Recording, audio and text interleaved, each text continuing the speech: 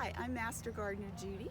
I'm Master Gardener Rick, and we're here to harvest some red potatoes today. It's a Lesotho variety, and we're harvesting them as new potatoes. And to do that, just gather up your potato plant and pull.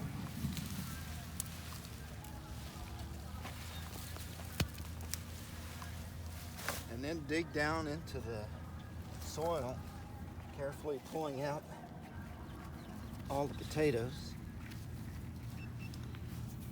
And you can see that these skins are very soft. I can rub them off with my finger. This means they're new potatoes.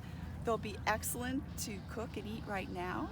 But if we want to save them for a while, I will wait until the foliage dies back and turns brown before I pick them. Ooh, look how many we got. There's lots in there. Look at that.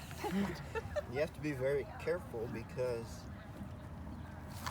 you never know where the potatoes are going to be, and they're very delicate, as Judy said. These are big for new potatoes.